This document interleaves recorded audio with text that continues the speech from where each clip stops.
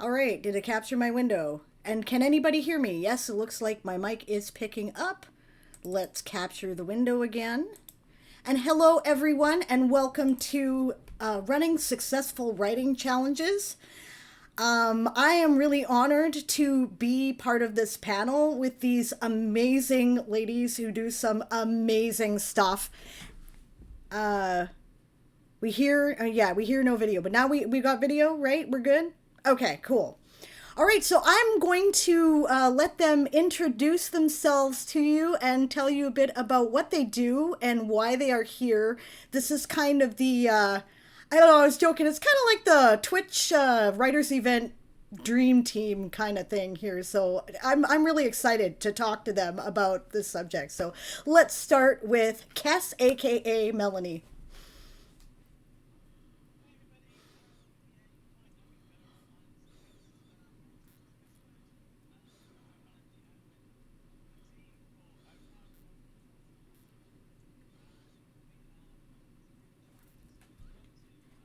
Oh, hold on, sorry, one moment. For some reason, it says it's not capturing your sound.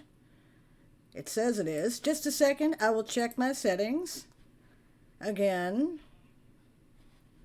Because that's, how that works, right? Okay, Can do you have anybody sound hear me now? now? There we go. It says I'm picking it up. Okay.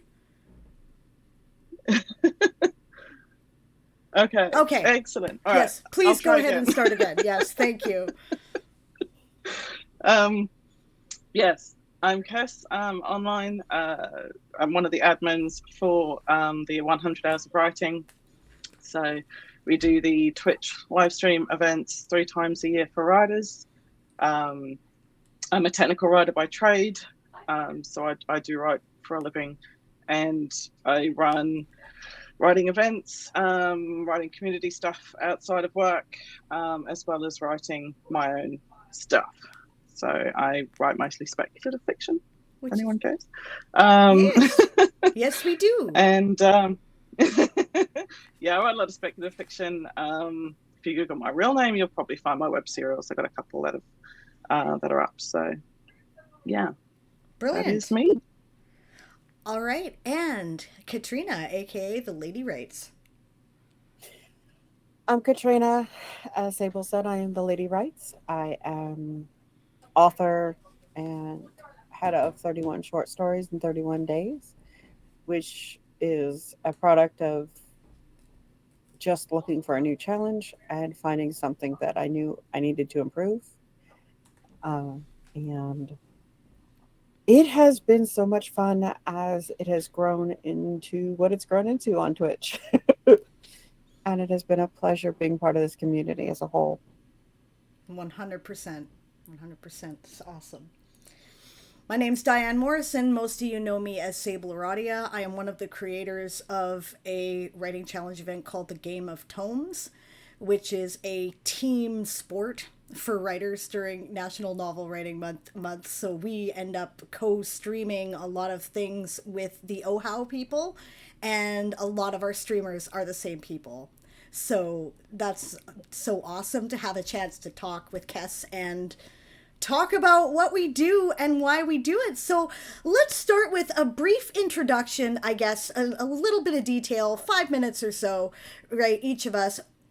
Tell us about the challenges that you run. What is it? How do you get involved in it? Let's start with Kes again. Okay. So we're called 100 Hours of Writing because in November we do a 100-hour-long event, back-to-back streams of 2 hours each. So we go around the clock, around the world. I'm actually based in Australia. I'm in Brisbane, so I cover our Australian hours. And we've got admins all around the world, so all the time zones are covered. So we juggle a lot of international people, and yeah, so you sign up to do a 2 hour stream about writing, and you can also sign up to be a mod to see how people's word counts are going, or to just keep an eye on the chat and help out. to get involved, you just sign up. We have a form that you can fill in to sign up and jump in. And yeah, we go from there. Does that cover? Yeah, that covers. Yeah, you can find their website at ohow.net, by the way. And Yes. if you do want to get involved, one thing I hope that we would do with this is reach out to people who might not know what our deal is about. And if you want to get involved, we're here to answer your questions. We want you to be able to get involved too. So I guess I should ask. None of us have an entry fee of any kind, right? I mean, I know we don't, but yeah, it's All free all the time. exactly right. We're here to get the community involved because we like writing, I think, and we'll get into more detail about what inspired us to get involved in this, and if we were involved in the setup of our different challenges, why we decided to do it. But yeah, that's awesome. Katrina, tell us about 31 days. 31 days is probably the smallest event sitting on this panel. We have a growing community that was born out of the question I knew I needed to improve my short story writing. And often a challenge I find is a really good way of doing that. So I set the goal for myself. And then after not quite making it the first month, I found Twitch. And after finding Twitch and Coffee Quills and Diane and several others, I realized that maybe not such a bad idea to see if I could do this with a team, just casually was the thought. And now we keep prompts posted on the website, which is changing. We have been working with the writingnetwork.com, which is a website that I've had for many years. We are switching that to Inexhaustible Media, which I will explain as those continue to enter the event. I'll go into more details about that choice. But the prompts will get posted on the website, and everybody, usually 2 prompts a day, pick one and write. I know I often find myself blending the 2 prompts. And, like Diane mentioned, there's no entry fee. This is to help everybody continue to challenge themselves to write their short stories and to learn to create more concise content that they may be looking to build. And there's such value in having short stories as a writer, whether you're published or not. It's great practice. And if you are published, it's great reader fodder, as in reward your readers with more stories, things that you can get done in a day. If you can prove to yourself that you can complete a story in a day, you can edit that story in a day, effectively edit that story in a day because you've completed it from start to finish. Now, I'm not saying do that in the same month. Please don't do that in the same month. 31 days is about writing and producing. Yeah. September is for editing. Yeah. Build the backlist, then you can edit it. Yeah. Right. And we do run twice a year. We are in January and August. So we start the year off with a bang. And just over halfway through, we give it another try. And whether you hit 31 stories in the same month or not, you are still accomplishing a goal you probably didn't realize you needed. I tried it and then I had to move suddenly and that didn't work. So we'll try it again at some point. But yeah, it was challenging. It was challenging. Mm-hmm. Yeah, okay. The Game of Tomes is a team word count game. Basically, I was inspired by Elena May's Nano House Cup on Twitter. I really liked the idea of and that one, of course, is based on Harry Potter, right? You pick a Hogwarts house. Your words are accumulated towards your Hogwarts house, the house with the most points at the end of usually about the 3-hour period at a time that she runs the challenge, wins. What do you win? Bragging rights. That's it. Nothing else. There's no other stakes, right? I always rep Gryffindor. We always lose. It's fun. I love it. So I was like, okay, I felt awkward supporting J.K. Rowling because I tend to be a trans ally and I was feeling awkward supporting her when all that stuff came out. But I really liked the challenge. but I also thought, well, what if we did it all month? Right? So the Game of Tomes is loosely based on the Game of Thrones structure. You pick a house, you pick it by whatever means you choose. There's lots of little different, like, culture and lore and back history that's all been made up now. Or maybe you like their animal symbol. They all started as parodies. For instance, the bunny ears are because I am the mother of bunnies, the leader of House Lapin. Our motto is ideas are coming. Um, and that's where we started. And then you write with a team, and it's amazing how beautifully supportive it is, and how quickly people gravitated to it to make it something much bigger than I ever vaguely imagined it would be. And it's a lot of fun. I'll get into more details about, like, the process later after we've had a chance to go through and ask everybody about how they experience. But let's go back to question being, how did you start this, and what did it start out as? Is it what you thought it would look like now? And this time I'm going to start with Katrina. Well, I initially started this as, hey, I wonder if I can do this. So it's much different now. And it's going to continue to grow. And I absolutely adore it. It's a fantastic thing when you can create a challenge that you really do just intend for yourself, and it can spread to be a support mechanism and a help tool for others. And it has been so much fun connecting with the streamers that stream for 31 days to offer the support to everyone else. It has morphed into its own entity that, is about to get an overhaul, to be perfectly honest. So it's going to look completely different by the end of August. And as that opportunity arises, I'll be happy to go into more of that. But no, it doesn't look anything like I originally envisioned it, even when I was seeing it as a challenge that, hey, maybe we can get more people involved so we can stream this some more. This is so much bigger, and it is so incredible. I think the best part is the community. Yeah. No, I don't think. I know the best part is the community.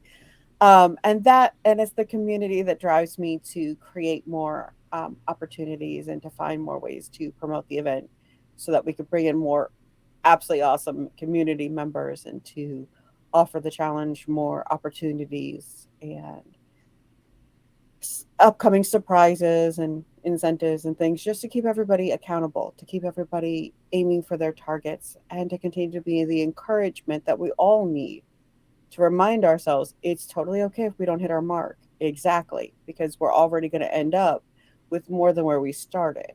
And that, I think, is something that a lot of people don't walk away from. You have NaNoWriMo, and everyone says, well, if I don't hit 50,000 words, then I've lost. But if they wrote 40,000 words and they started at zero, they're already walking away with 40,000 more words than where they started. All That's the words are more not words. a small feat. Mm-hmm. Exactly. So we're not talking about, I don't, this is not a challenge of absolutes. It is a challenge that I am thrilled to say is about supporting one another and supporting our goals and just getting the words on the paper, however it turns out. So yeah. like, related to that, how Mm-hmm. big was it when you started out? Okay, how big did you think it would be when you started it out? How big was it the first time you did it? And how big is it now? And I realize that the numbers are hard to get because we have to kind of guesstimate, but in a guesstimation. The first time I did it, I already had more people than I expected. The first time I did it, I started the event with, I want to say, 25 people, which was far more than I expected, because when I first started it, I was just kind of dropping into a chat and be like, what do you think about this idea? And what do you think about that idea? And just kind of, my intention was to brainstorm and get ideas from the other streamers. It really wasn't necessarily, let's go do this thing. But since I apparently talked to a few people, more than a few people may have heard me, read me, whatever. And then all of a sudden I'm looking at the Discord light up with people on the first day of the challenge, and I went, "Wow, there are people here." Yeah. uh, Yeah. I say we Relatable. probably average, we maintain no less than 20 to 25 people. I would say no less than 20 um, at this point for every challenge. That's why I said I'm definitely the small one in this group. But we have had people from all over the world. I think that was the Mm. part that really impressed me. In, was it January or August of last year? I can't remember which one. We actually had a Russian author jump in Oh, nice. um, and streamed with us too, and in Russian. So of course, I could not provide any value to their stream, and yet they committed to this challenge because they wanted to do what they could for their writing. And I think that was the moment where I realized that this isn't going anywhere. This is going to be here, and it does grow. I mean, I think my guesstimation for the people that have said that they're going to be involved in August, we're probably looking at triple our average Nice. for this coming August. Now, that being said, obviously it hasn't happened yet, so we'll have to wait and see. You know, people, life changes. Like like in your example, you ended up having to move. You know, you just don't know Mm-hmm. what's going to come up. Um, so tentatively, we're probably looking at 60. We're still basically a fledgling, but it's so much bigger than I ever intended to cultivate in the first place. Yeah. You know, and now I just want to make it the most awesome thing I can possibly make it for everyone who's involved, because they're already making it awesome for me and keeping me on my track and on my goals. And I love that. I appreciate that. That's awesome. All right. Mhm. Similar sort of questions for Kess. Were you involved in the start of Oh How? How long ago was that? And like, you know, how many started? How big is it now? Okay, so OHAL started in November 2020. So this was it came out of the NaNoWriMo challenge at that time of year when everyone was in lockdown, and so my mails got together, municipal liaisons, or local organisers for those who are not familiar, got together to say, well, you know, they couldn't have in-person events. So how do we get people connected and keep them enthused and keep them writing and really help them meet their goals and their challenges? And they came up with 100 hours of writing and put it together to get everybody together online writing through streaming. And that was, like I said, it was November 2020. I didn't join the admin team until after this. I am an ML, but I wasn't involved at that point. And yeah, our lovely other three admins were running it at that time. So yeah, it's 100 hours long, 2 hour long stream. So there's 50 streams to fill. And I think they had people doing maybe 2 or 3 streams that time each to fill it up, plus, you know, at least one person kind of modding for them as well. So there's a lot of volunteers, and a lot of very brand new streamers. So it was a great learning experience. People jump in. The more experienced streamers are amazing for helping out and giving advice and tips and help to get people started. And yeah, I joined slightly after that because we were looking to do, like I said, we do 3 a year. So we do one in April and one in July. This next one is in 2 weeks. Everyone wants to Yeah, jump in and dates, have some fun. specific dates, perhaps? 8th to the 10th, 8th to the depending 10th. on your time zone. There you go. Yeah. Again, if you hop over to the website, there is a countdown timer on the front page, on every page. So no stress. We love countdown timers. Yeah, so in April and July, we do 40-hour challenges, so not the full 100. We do slightly shorter ones. And I think actually July is the first time we haven't had anybody doing 2 streams. We've Wow. actually got streamers filling up that are all different streamers. So that's 20 different streamers, all linked together, which is really awesome. We're so happy. Very But excited. yeah, we've had more and more streams come on. We have a lot of new streamers join us to learn or learn as part of the process. We've been building up the resources on the website with stuff that we've learned, stuff that, you know, our wonderful, more experienced streamers have taught us as well. So yeah, there's heaps of how-tos and stuff on the website to get people going. And it's really growing into a lovely supportive community. We're looking at doing some more different stuff. We're just setting in place some framework to support doing some monthly themes for our streams. So we're going to try and give every month a theme and spotlight anyone who streams on that topic,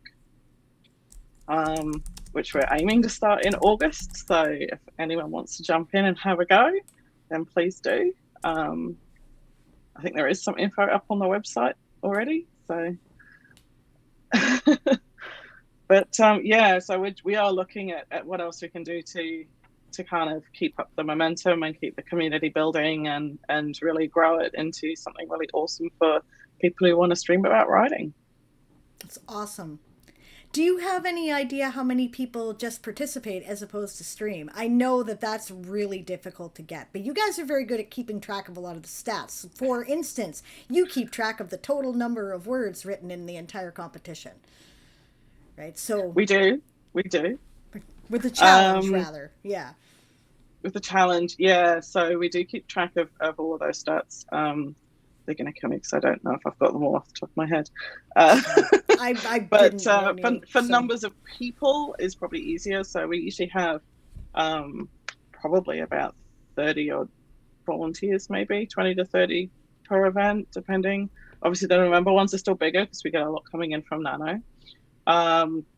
As for viewers, we probably look at, I think in April's, we had 50 to 60 viewers across probably our peak hour streams. Brilliant.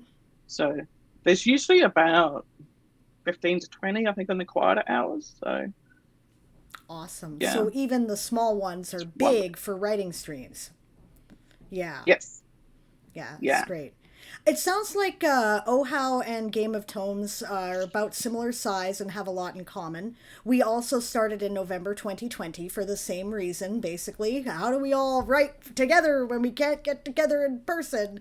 And I said, hey, guys, we got this idea. Who wants to help me with it? And the first 5 or 6 people who did became the major house leaders at the beginning. And I have a slightly better idea of numbers in some places. I expected like 20 people. I had no idea what I was getting into. It kind of blew up. It started as a project of the Anvilite Streamer Corps, which is a group of fan streamers who stream World Anvil content. The original house leaders were all members of the ASC. Within a couple of events, it had to move to its own separate infrastructure because it became so big that the ASC just could not deal with that and everything else it had to do.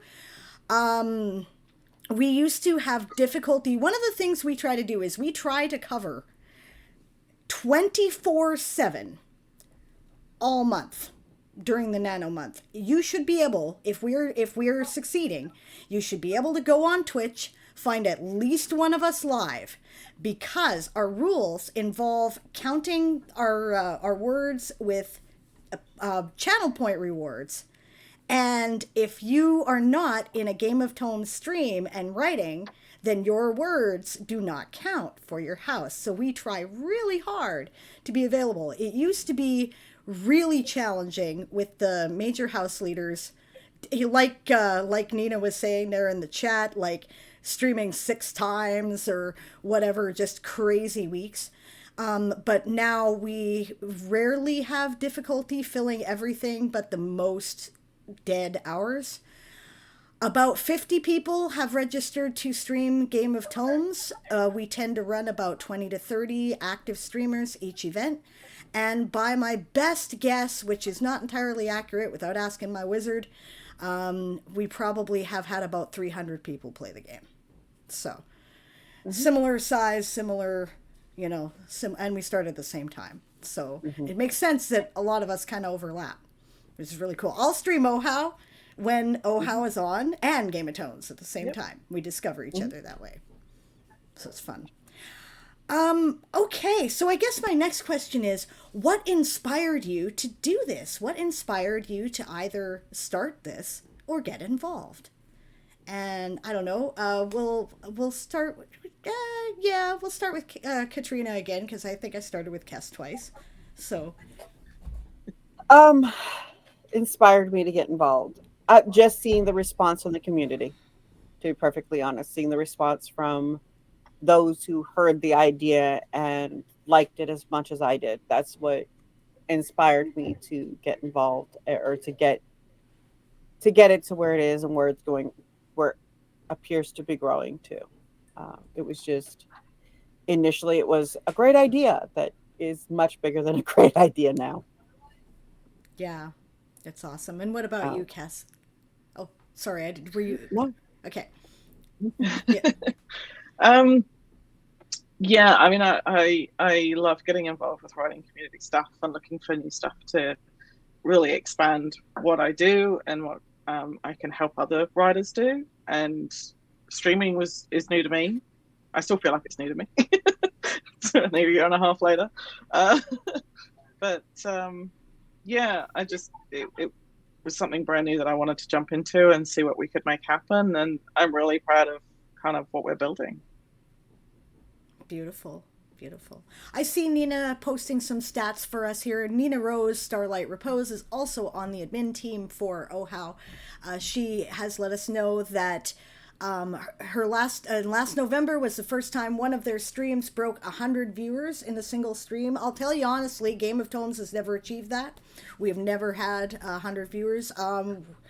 We've had some, I think 70 something was our top one, and that was our final results stream in November of 2021, I want to say. But yeah, and you guys have about 400 people in your Discord now. We just started our own Discord, so our current numbers are something just shy of 200, I think. But yeah, I expect it to grow. We were operating out of my Discord. And finally, the people who have gotten involved and volunteered and taken on a bunch of the jobs that I originally started doing by myself convinced me that we really had to get our own because there was no way my little server was keeping up.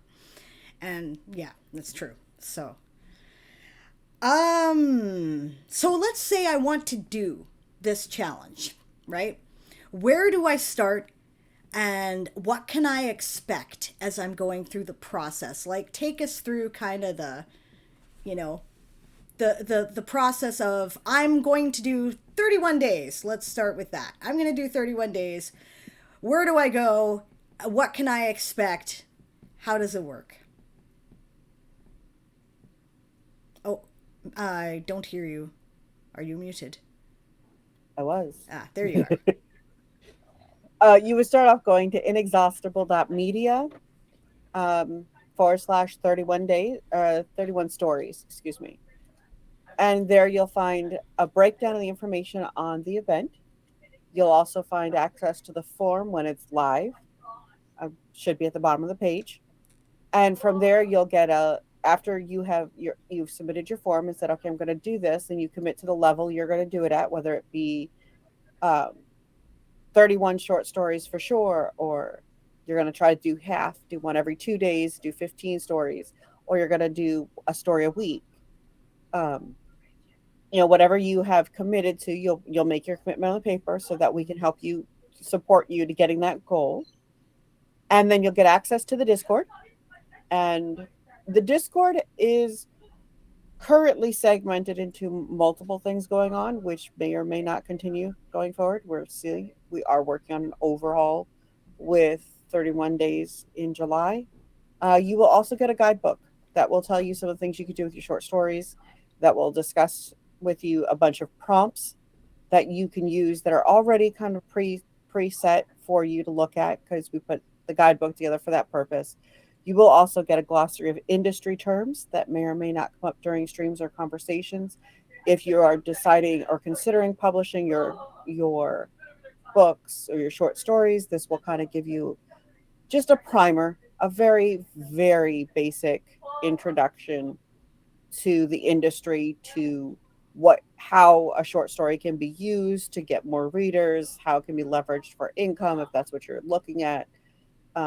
It will be it's about to get an overhaul to include some of the magazines you can submit to once the event is over. Ones that will, if I have my information correct, will be catering to the time frame in which our event is going on. So if you are completing short stories and you spend September editing even just a few of them and you want to submit them to these magazines, you'll have a window with which to do that, and that'll be kind of laid out for you in the updated guidebook. We also have regular streams that you'll be given. You'll find that there's a list of streamers, and during 31 days, the only streams that are announced in the channel or in the chat, the Discord channel, are the streams that are 31 days centric or 31 days supportive. Because we do have some streamers that are not ready to take on the short story challenge, but they are absolutely ready to take on the support of other authors, the encouragement of seeing you accomplish your goals and offering you some thoughts and ideas if that's what you need. We have some streamers that have committed to doing that with 31 days. Um, and then they are all reliable, consistent streamers with few exceptions to the team. And I love that. And I am grateful for that. I am amazed that we have had so many consistent streamers since the very beginning. And you will get introduced to your prompt, you will get introduced to how that person, you might hear that person talk through ideas on the stream to help, and it helps everybody who is sitting there doing the stream to think through. This prompt is talking about a wedding, but what if you actually usually write about angels and demons? Do they really need to get married? you know, um, is it not their wedding? Maybe they're disrupting a wedding. These are things that you might hear in the conversation after hearing a prompt from the streamers. And so you'll go through that process of connecting with the streamers and knowing which ones are going to be doing this, so that if you need that kind of feedback, you need that kind of conversation, you'll know who to go to. We've got, like I said, we've got a pretty good team of pretty consistent streamers. I would love to see us stretch out a little bit more in our time zones. I wish I could better connect with that particular Russian individual, because they only competed with us once, or yeah, I guess competition. Joined Yeah. you in the challenge. Yeah, because of Yeah. course it's a Thank you. personal challenge ultimately, right? So Hmm. yeah. That was the word I was looking for. Yes. um, just because I would like to have more around the clock. I don't have as many late night um, for me, late night for the Western Hemisphere streamers. And I would love to. I think our latest is Coffee Quills, when she is streaming, and she is streaming from Japan, and she might be the only one on that time zone consistently. Sometimes Yeah. Amanda Panda will join us, and so we may have two, and they will on occasion overlap. So I would like, my point is, I would like to get us to a point where we can spread out a little bit more in our streaming time frame. But that's what you would go through when you're first getting started, Right. before I start really rambling. So the Um, the process is pretty structured in that there are prompts for each of the days, which as I recall, there are a couple of different options, and you can choose to use neither of them and just write something else instead, right? exactly. You don't have to stick to the prompts. The prompts are there if you need them. And I know a lot of people find themselves relying on them every morning when it goes up. It's We do schedule them out on UTC time, so that for those who are international from where I'm located, they're able to get it on their morning. And then our streamers, our writers, authors can get it in their morning when they wake up, and that's fine. And it is 24 hours, but it's not. It can be 24 hours from the time you start the write, or it can be 24 hours from um, whatever structure fits your schedule best. For me, it's I wake up. Anybody who knows my streaming schedule knows that I am on my stream by 5:30 my time in the morning, and I stream for about 3 to 4 hours consistently every single morning, and I Yes, she spend does. that day doing my writing. That's my time frame. Does that mean I will finish my story in 4 hours, 3 hours? No. Depends on how easily the story flows for me. However, I will have until I start my stream the next day to complete that story if I want to, or the way I usually do is I have it until I go to bed to finish that story. So Right. instead of a 24 calendar hour, for me, it's just I wake up early. I'm usually in bed by what I hope to be a reasonable hour. Sometimes it doesn't work, but we hope. We hope. As long as I finish the story in that time frame, I'm good, and I can go on to the next story without chalking the first one done. Usually, I have no problem with that the first week. Yeah.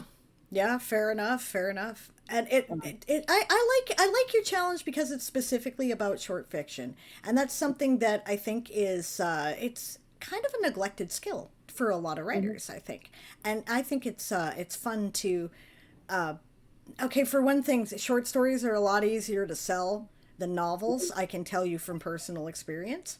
And for another thing, it lets you, if you're interested in doing a variety of things, then you can change your focus from day to day. And the third thing is that you build up a back catalog of stuff that you can shop around to magazines and whatnot to maybe build up a name and a portfolio, which was kind of my goal when I joined up and will be when I do again. So, yeah, awesome.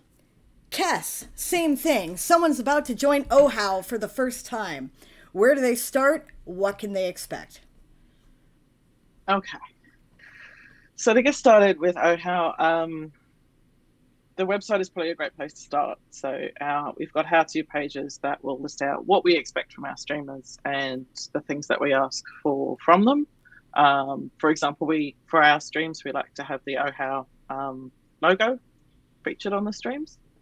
Mm-hmm. It's just sort of those sorts of things that we ask, but they're all there so that streamers can get an idea about what they're kind of signing up to. And there's a similar page for our moderators as well. So again, what we kind of expect them to do, what they're likely to be asked to do during the event. So people can take their time and have a read. There's also a link there directly to our Discord server. So if you want to really get involved, jump into the Discord server. So they can chat with us, they can ask questions. They can, that's also where we'll post links to our sign-up forms. So about a month to 6 weeks probably before the event, we'll open up the sign-up forms for volunteers who want to come and stream or moderate with us. And people can jump in and sign up to just the pieces that they want to do. They're not, it's not all or nothing. You can choose what you want to do and go on the sign-up list. And then for sort of a week or two, we'll have our schedule open up, and again, we'll coordinate that through the Discord server. So it's discord.ohl.net if anyone wants to jump in, or the link is directly on the website. You can just hit the button. And so the schedule, we have set that up to account for time zones, because obviously this is running around the clock, and we have people from all the way around the world, in Europe, in different parts of America, to obviously Australia. I've managed to push some people locally and helping them get involved. But yeah, we get people from all over. I'm probably missing places, and if I am, I apologize. And actually coffee quills as well from Japan. So we do cover the clock fairly well. But yes, the schedule is set up so that you can put your time zone in there and see everything in your time slot. So you can figure out, and we just let people select the slots that they want so that they can work around their schedule and plan their day and make sure that it's going to be feasible for them, and no one's signing up for something that they can't do. So we don't assign anything. It is purely self-select what time you want to do things, obviously depending on where the empty slots are when you jump in. So first in, best dressed, as they say. Fair enough. But yeah, so once the schedule is full, then about the week or so before the event, we'll ask streamers to do test streams. And this is just to make sure that everything is going to go for them the way that we think it will. and to make sure that nothing's going to trip them up on the days. Nothing like nasty surprises when you've signed up to a specific time slot. So that's mostly geared towards people who are newer to streaming, but not to National Novel Writing Month, right? Or do you run that with everybody? Because I don't believe I've been asked to do a test stream. I think people were like, okay, clearly she knows what she's doing. She does it on a regular basis. But most how streamers don't, do they? Like, there's a lot of people who just do it for the event, right? Yeah, that's right. Or who are new to streaming. And we usually work with streamers who are new to us to figure out what we need to do, just to make sure that they are set up and have what they need, and that, you know, that everybody's on the same page. So yeah, if you're at all concerned about the test streams, just chat with an admin and we'll work it out, and go from there. But it is just to make sure that, I say, everything is set up and good to go on the day. So it's there to help the streamers. Yeah. So suppose you want to come play, but you don't necessarily want to stream. Just basically follow the raid train around. Is that how you would? Pretty much, yeah. I would say if you want to volunteer and help out, but you're not quite confident enough to stream, jump in as a mod. It's you can get involved. You can see a little bit behind the curtain about how things work. One of the things we ask our moderators to do is to help coordinate the raids between the streams, to make sure that the next streamer is ready, everything is good to go, and that if they need a little bit more time, then we can work around that. But if you want to just jump in as a viewer and ride the train, then no problem. We have links always go up on the Discord server. There's a full schedule on our website. Again, you can kind of go into and put your time zone in so that you know what time things are happening. And you just, once you jump in, the raids will take you along from stream to stream, and it just rolls all the way through to the end.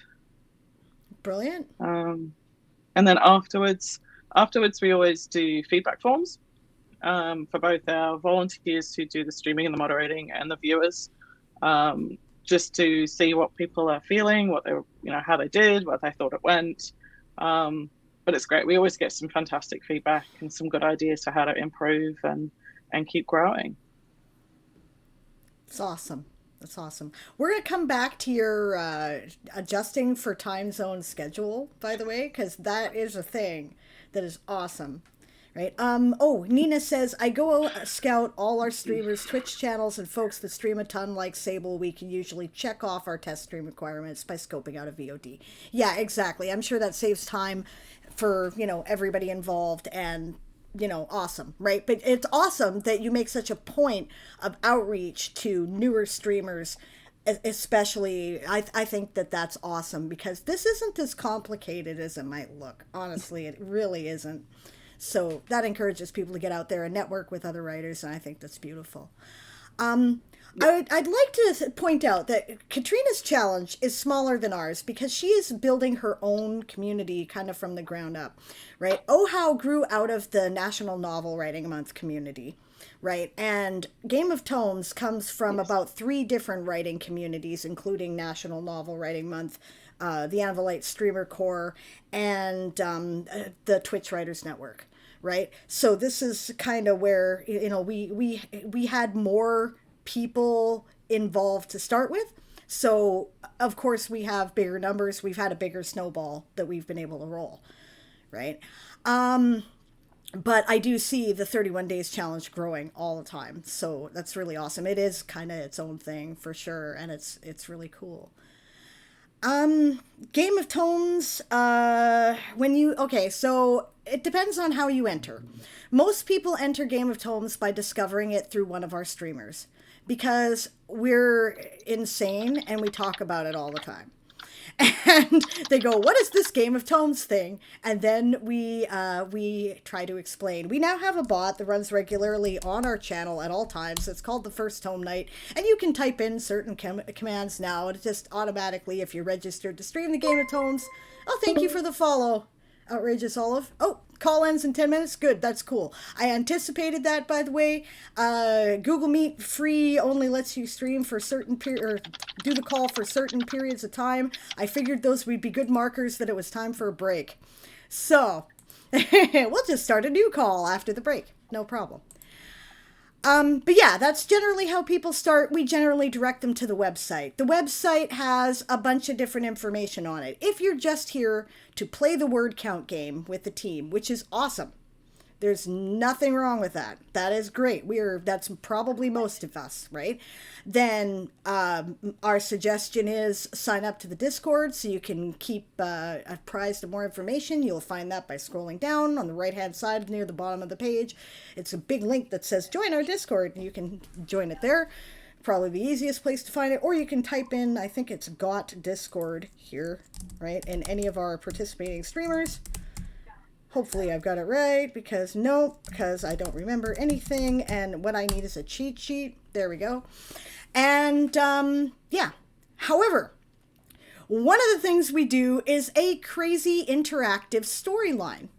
How this got started was that originally, as an outgrowth of the Anvilite Streamer Corps, we were asked by World Anvil to do a brief little report about each week. How are things going? And Shy Red Fox had the idea that we should do it as a news report, like we're doing a sports event. So that's where we got started, and then a certain young streamer by the name of Lord Galacron thought it would be really fun, since the conceit of the game is you are part of houses that are have been studying the ancient art of litromancy in secret.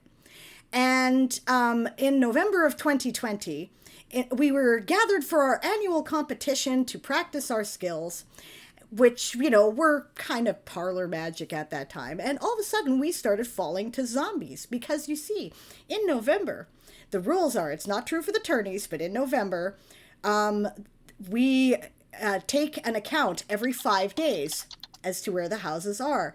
The house with the least number of words is eliminated. 1/3 of you are drafted to join the undead horde randomly through a name picker, and you must write for the horde for the remainder of the event. The other 2/3 can pick another house to represent. And so every 5 days we do an elimination stream, right? Well, one of Lord Galacron and his siblings, the Forgelings, Galacron streams on the Closet Forge, decided they were going to actually be chased by zombies. And thus, the Gotverse was born. It is now an entirely, it's an interactive story that is written by the people who participate in the game. It is dependent on the results of the game, and any Tome Knight, as we call ourselves, can be a main character, because we are fighting for the Iron Tome, right? And it's insane how much stuff has grown out of this. It's an entire RPG almost now. It's lunacy, and I love it. Absolute lunacy. So yeah, if you want, you can just play the game, and how that happens is you go to participating streams, which we post on a calendar on the website, or at a bot site that we give you that will show who is live at any given time. You report your words through channel point rewards for whatever house you are representing. And again, that's entirely your choice, right? We don't direct that. In November, you can change your allegiance as often as you want, unless you're an important person in the house. In the tourneys, you must stick with one, right? So you just type in your number of words, it's reported. So therefore, in order to be a participating streamer, you must be an affiliate, just because that's how the system works. But if you want to stream Game of Tomes, come join our Discord. Tell us you stream and you want to get involved. I assure you, it won't take long. We're pretty supportive. It won't take long at all, right? And that could be your experience through most of it, with a bunch of us wearing silly ears and doing costumes. There is either a results stream, which is once a week during the tourneys, or an elimination stream every 5 days during November. We tell you what the current standings are, and we draft the horde if that's relevant, and then we keep moving on. But we also do a whole bunch of story videos, that I think make it a lot of fun. We call it the lore. It's there's about 2 hours of it coming for our launch stream this time. I've never seen such content. It's amazing. Yeah, Emily E. Armstrong is currently frantically working on lore videos. Melody working on the how to play TikTok. Yeah, we'll get into. Don't let me forget. We're going to get into where you find certain things to get started nearer to the end of the stream. But I think we're about done with our call. I'm going to take a break. When we come back, we're going to talk about what we think makes our event work. So we'll see you guys in about, I guess, 10 minutes, guys? You figure for a break? 15, 10? 10 minutes, go. 10? Okay. 10 minutes is good. We'll see you in 10 minutes.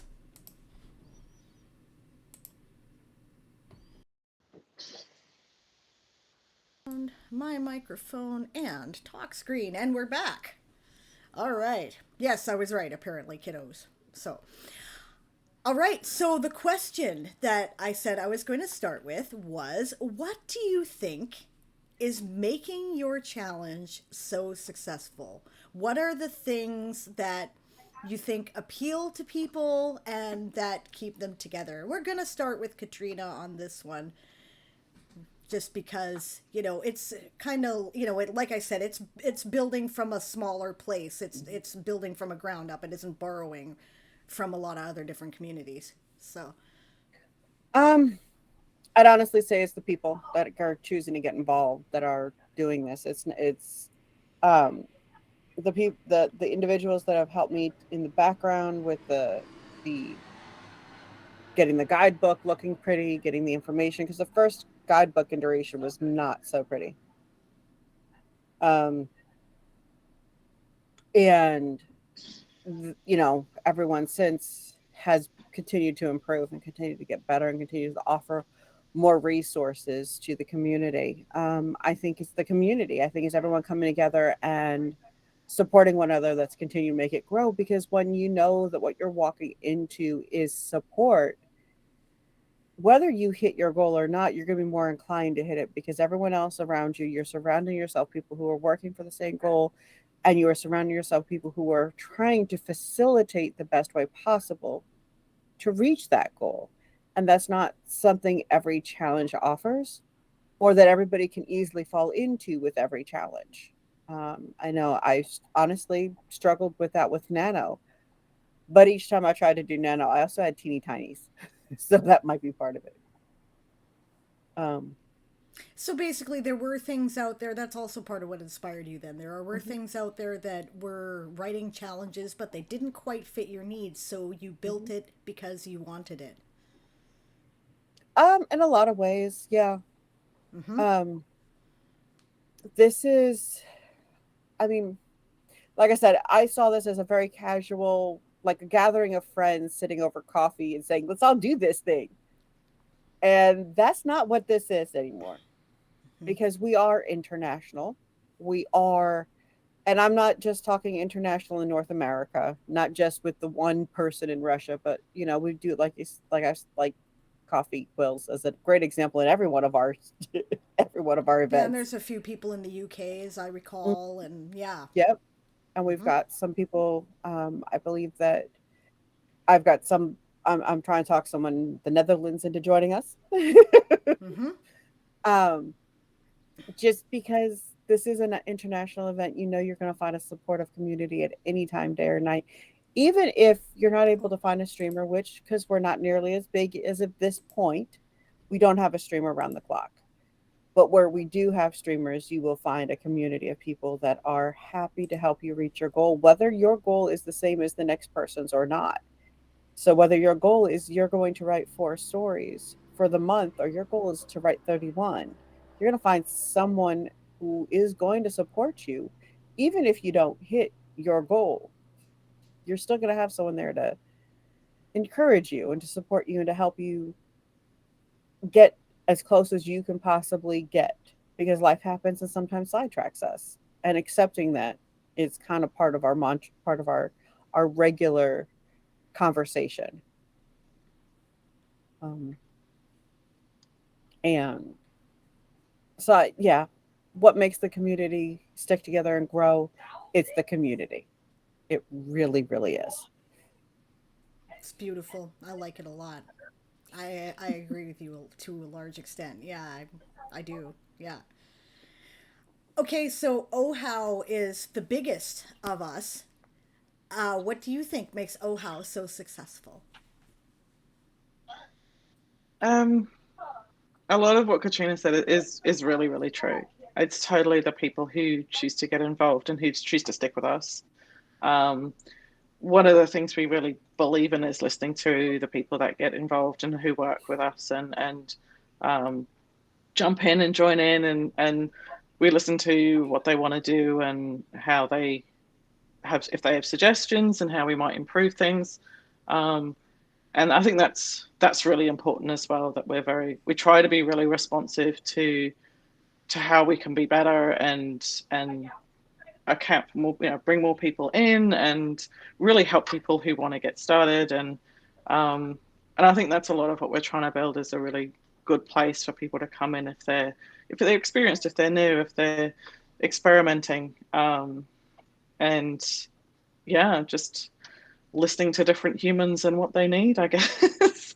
As well as trying to put together a good framework that they can have some confidence that is going to work for them, and um, so people aren't sort of, off you go, good luck. We try to give them a bit more support than that, and yeah, that's a lot of what we try to do, I guess. And we're so lucky with the people that we have to come and volunteer with us and give their time and their effort, and they're so generous with their resources and their knowledge. Yeah, so we keep trying to build the stuff that really helps keep people together. Trying to keep focused, keep building the Discord server into a really fun place to be, and a good place to find stuff for writers to kind of get together and chat, and sort of really build that kind of community feeling alongside of our events, and keeping the events really fun and engaging. So one of the great things about them is there's a good Yes. pace to them. You keeps it moving forward really quickly, so people can kind of get caught up and write lots of words or edit lots of words if that's what they're doing. And trying to be supportive of different types of writing as well, whether it is nano writing for just first drafts, or whether they're working on edits, or long form, short form. We try to pull together writers of lots of different kinds. So yeah, and provide It's a like a good point. common platform. Yeah, yeah. I again, I would agree. The community is what makes it work. I think that when you do something collective like this, you can either choose to be a control freak about it, or you can look at people who are wanting to contribute, have opinions about what they'd like to personally bring to it, and then encourage them to do that and invite them to be part of the team. Right, Yeah, we started out with the house leaders were in charge, so there were 6 7 of us. Right, I think our organizer team currently consists of just over 20 people. These are all people who had a skill and suggested to us, hey, it would be really cool if you could do X. And I said, please come and do X. Yes, that would be great. Right. Melody Relity is our social media manager because she knows about social media and she was doing stuff. And I went, oh, can we put you to work doing that? And Satrium said, I think that this keeping track of things with screenshots of your channel points reward is ridiculous. I can build a bot that does this. And now we call him the Wonderful Wizard of Got because he built us the bot. And it's amazing. And it makes it so much easier, which makes it more accessible for more people who want to get involved, because the simpler the system you create, the more people are willing to get involved, right? So we look to the community, we try to meet the needs of the community. Our first year, our first event, we were strictly a nano event. You had to sign up for nano if you wanted to do it. Now, because we come from a variety of different writing communities, we accept any form of creative writing project, and I mean anything. We'll accept coding as time edited, right? We're pretty broadly based because so many different people with many different types of writing wanted to participate. So we tried to figure out the best way that we could to make that happen. So, all right. So, if you knew then what you know now, what would you recommend? We'll start with the positives, right? What would you recommend as things you should do that you didn't do when you were starting out? And we'll go to Kes first with this one. And I mean generally, not Wow. just yourself, but perhaps, when you came on the administration team, obviously you came there to fill a need. What was the need that you came there to fill, for example? And yeah. Okay. So yeah, I came in to help connect with sort of more streamers in my time zone and pulling some writers from Australia, New Zealand, that's this kind of area, and just try and spread the word a little bit better, I guess, and also give us some admin coverage. But I also do a lot of our background tech stuff, so the website, a lot of our scheduling and tech and the bots, and so I work on a lot of the tech just to make our lives easier so that we are not doing things the hardest way possible.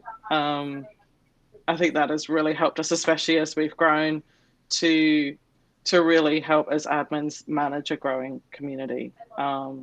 Getting a lot of the tools in place to help us do that, and we have such a great admin team so that we spread the load as well. Now we've got Nina Rose commenting in chat. Kes is the only reason the OHOW admins get to pretend we are organized at all. She keeps us on track. Yeah, we got one of those too. Her name is Dazzlecat.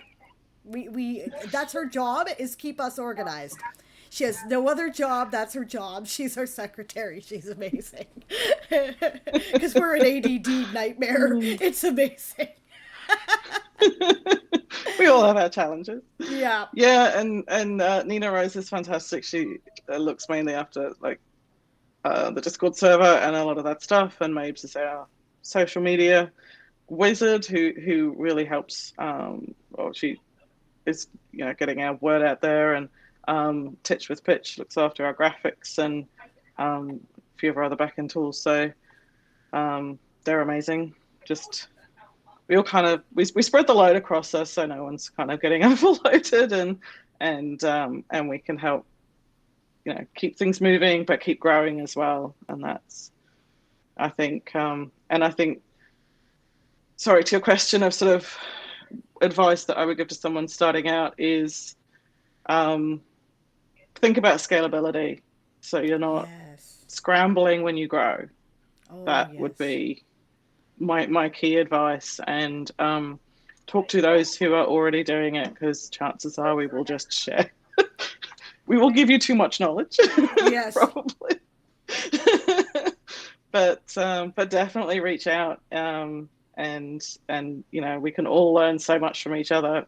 We all do stuff slightly differently, and I'm always finding fun new tools to make our life easier, and always happy to share. So definitely, use those around you. Definitely. Brilliant. Yeah.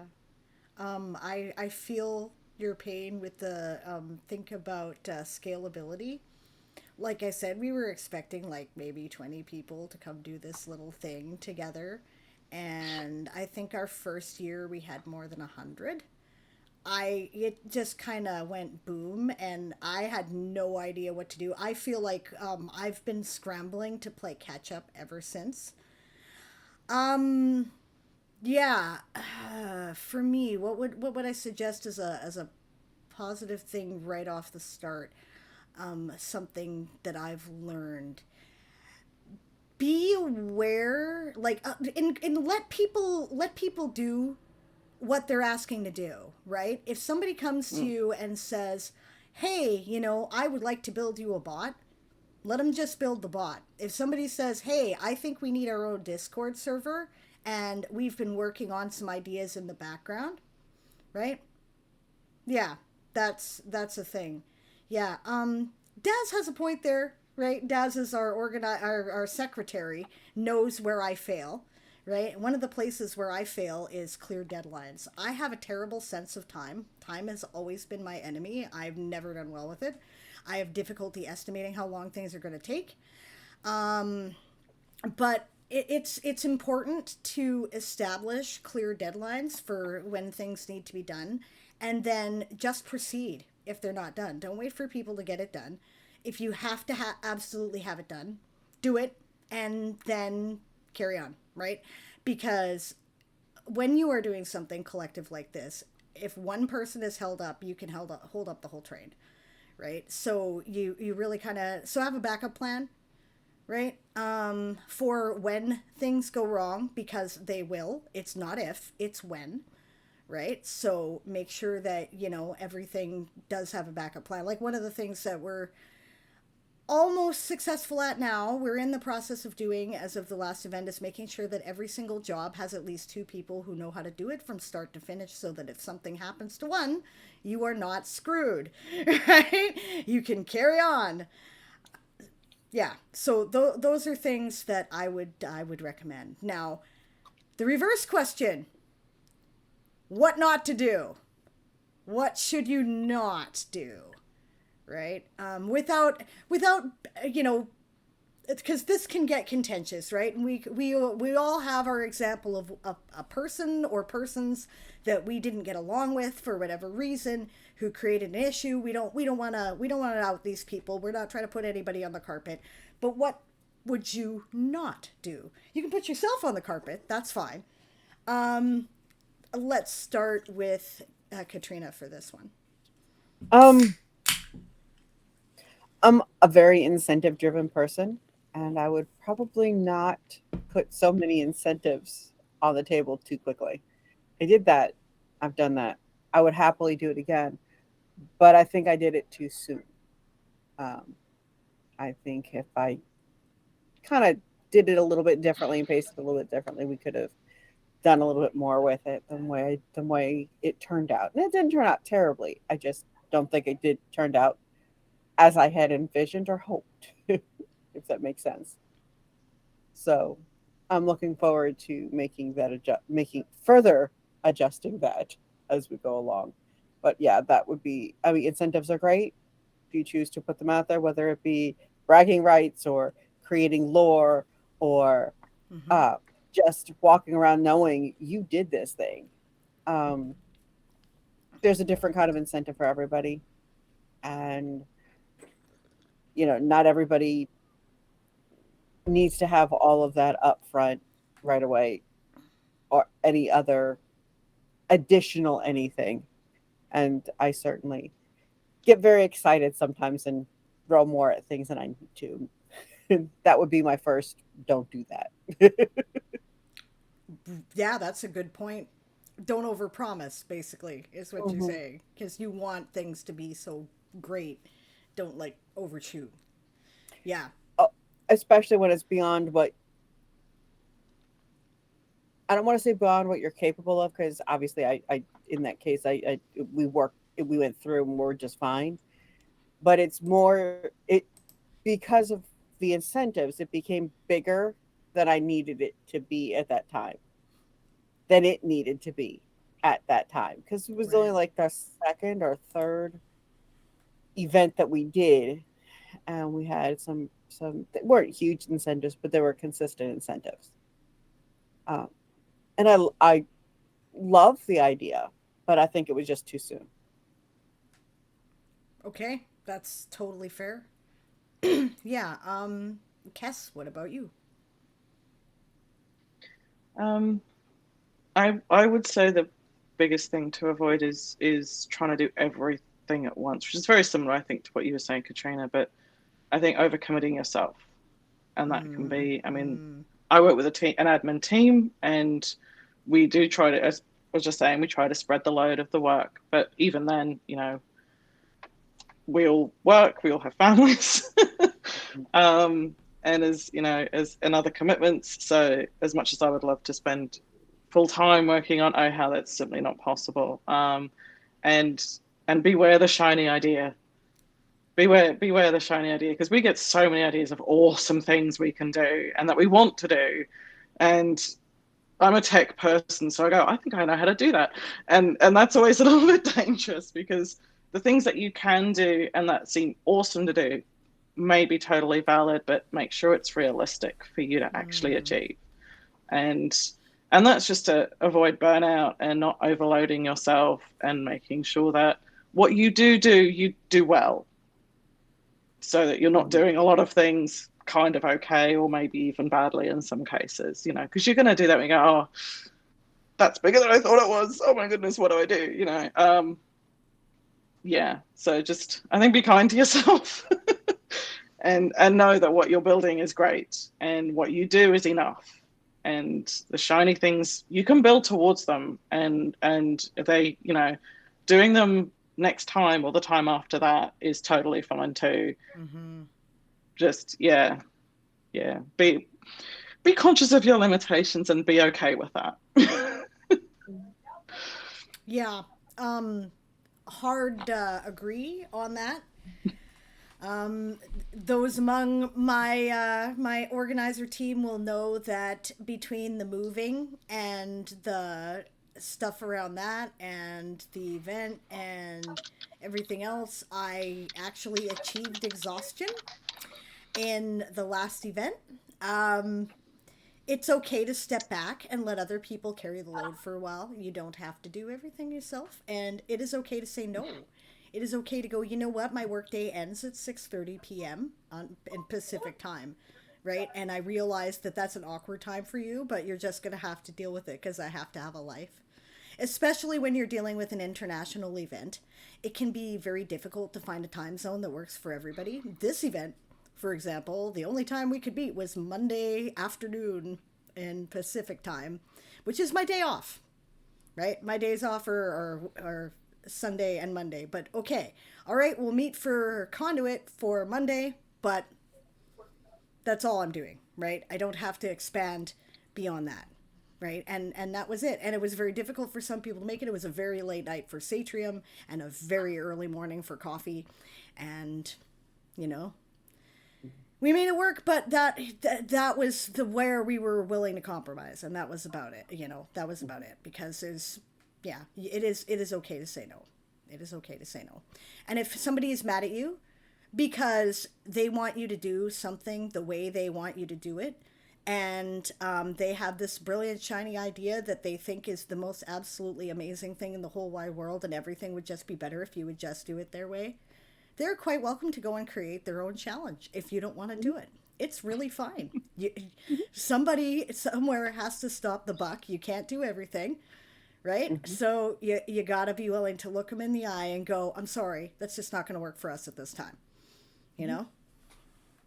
Yeah. So hard lessons learned from my personal experience. Well, decisions have to be made sometime. Yeah, that's right. And you're never going to make all the people happy all the time. Ever. There's always going to be somebody who complains. So don't switch everything you're doing just because somebody's complaining. If 7 people are complaining, maybe pay attention to what they're saying and see if you can get at the heart of the issue, because they probably have a valid critique, right? If it's one person being exceptionally loud all the time, maybe they could go do something else, you know? Yeah. Believe it or not, we quit at 8, right? So we're at about the halfway point here. I feel like we've covered quite a lot in this time. We really have. Let's go into, let's see. I'm trying to remember what it was that I was going to say before there. Yes, tips and tricks. Little things to make it easier. In particular, I am thinking of Katrina's media outreach skills and Ohau's amazing time zone scheduler, but I'm sure there are others. Let's start with that, and let's go with Kess and tell us about tips and tricks, things that are really handy that if you wanted to start your own international writing event, what would be little things that would make it easier? Oh, okay. So I'm a big fan of tools and making life easy for ourselves as far as organizing things go. So I'm going to start there. And I think all of us run very free events. We also run with like no budget. So avoiding spending money is great for us. Yep. Zero where possible. We have very few costs. So our focus has very much been on free tools and what we can make work for us. So to make the organizing and facilitation of the event easier, I've looked into automating as much as possible so that we only have to enter something once in one place and everything else is good wherever possible. So looking at free tools, so our scheduling that Sable mentioned, that's all done through Google Sheets.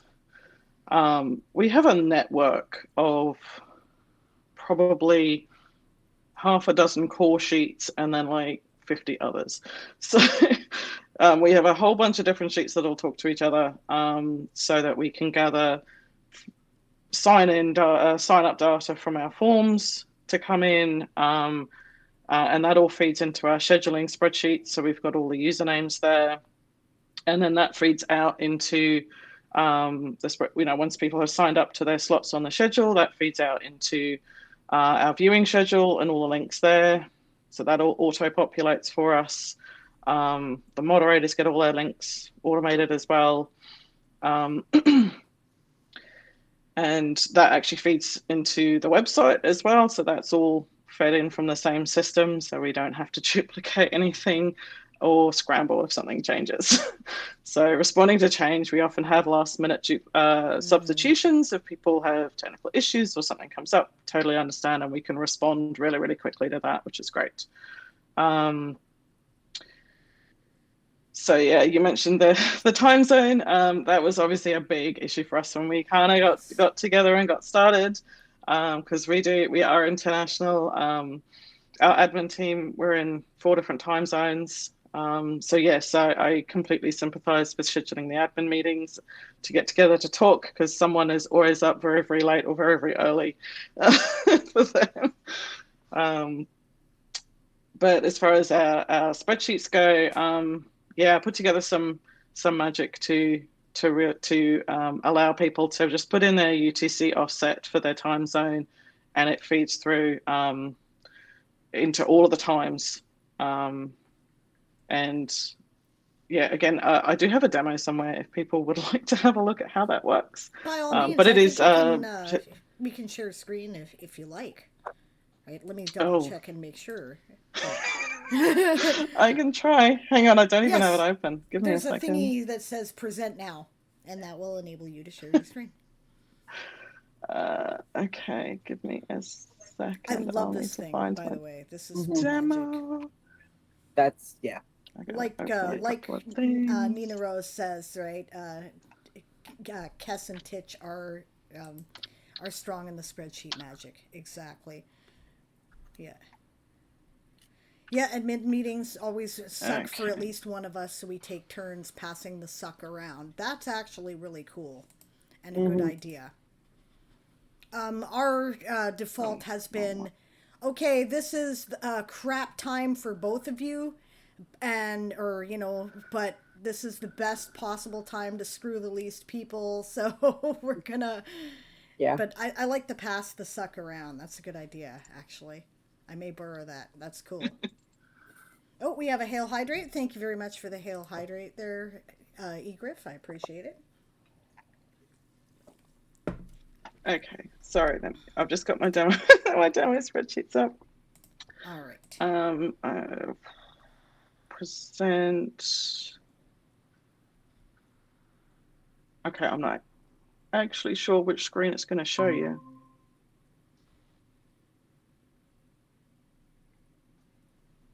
Okay, I'll try to concentrate on it to focus. Can I do that? There's got to be a thing in the view here. Come here. Where is it? Because we want to be able to see that clearly.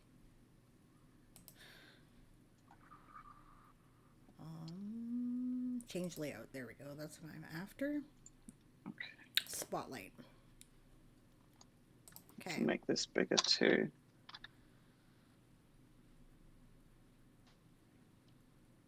Okay, I still can't see, of course. But I wonder if it'll go full screen. Now let's try that just a second here. Full screen. Did that make it bigger in the chat, guys? Or in the screen? Okay, yes, it did. All right, so you can at least see what's going on. So take us through.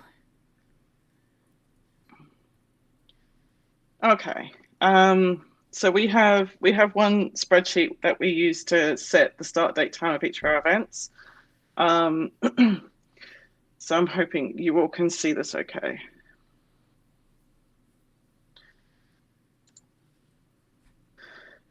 So this master date really feeds into all of our other spreadsheets to keep everything in sync. And we use the spreadsheet to figure out which what time in each of our time zone that it starts. And then that feeds into here. I'm just going to make this bigger so you all can see it. So we have the master schedule feeding in to here as a link, and then that drives the start date time. So it pulls it in from there, and then basically it looks at this.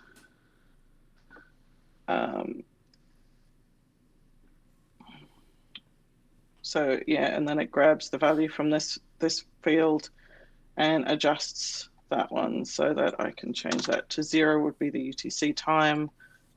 10 is mine. Mine would be -7. So -7 for yours. Yep.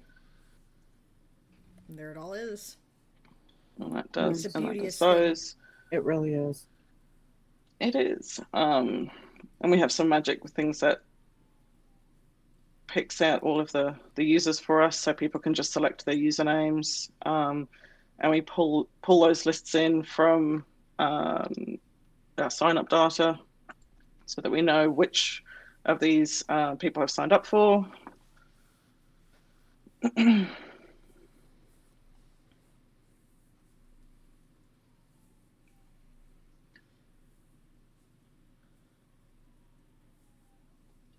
Yeah. Fantastic. So that's kind of what they look like. Do you want to see anything else? No, I just kind of wanted to give people a basic idea of kind of how this works. Incidentally, Author Goddess also did something a lot like this for the for Conduit, right? And had a changeable thingy so that we could automatically change the time zone to work, right? It's incredible.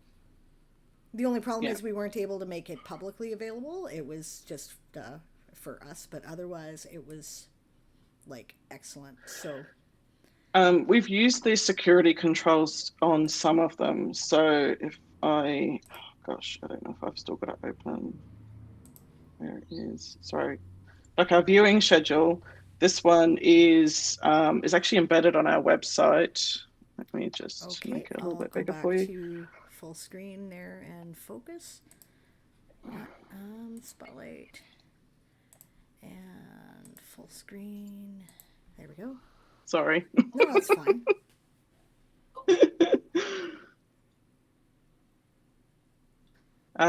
But yeah, you can use Google's got pretty good controls where you can allow people to only edit that one field.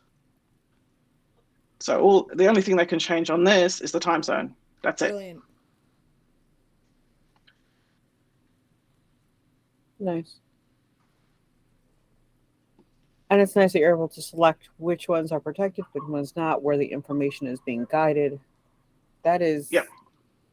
incredible. Yep. So you can actually lock them down very well. Looks great. That's actually part of why I'm doing the overhaul that I'm doing with the 31 Yeah. is to simplify the delivery of the prompts and to make it a little bit smoother for everyone ultimately. So yeah, and it would I, I'm supposed to be able to sort it a little bit closer to kind of what you guys got, but I'm gonna have to pick your brain on how to do it even better. By all means, just give me a shout. I'm happy to chat. Brilliant. Hmm. All right. We'll exit the full screen and we'll go back to the Yes. regular All done. layout, which that's fantastic. So, little tools like that can make such a big difference, Oh right? yeah. One of the things that I meant to say in the try to do, right, is remember that everybody has different ways of successfully processing information. If sending out those big emails like all our unicorns got works for a lot of people, but there are a lot of people who will miss important stuff, especially people who may be neurodivergent or who may have different methods of accessibility or processing issues, right? And it makes it very difficult for everybody to get it that way. I find out most writers have really poor writing comprehension or reading comprehension anyway, right? So try to find different ways to get the information to people. The more ways you can find to make the information available, the more welcoming you will be and the less of your time will be spent answering questions you already know they should have the answers to, right? And that's like that's a big deal because believe me, when you end up when you're in charge of one of these events, people will come to you with all the questions, right? Hmm. Yeah, the other thing, yeah, so that's have visual aids, right? Have visual aids. Have short little instruction videos if you can. Darth Nicholas of the Closet Forge again is amazing at creating little instruction videos that show people how to do things. Right, our tool is a Google Calendar based scheduler. We may be switching to Calendar Online after the July tourney event. Basically, you invite the calendar to your streaming schedule because we assume that you are going to stream a few times because it is an all month schedule. And then it shows up on our calendar in little blocks where you are,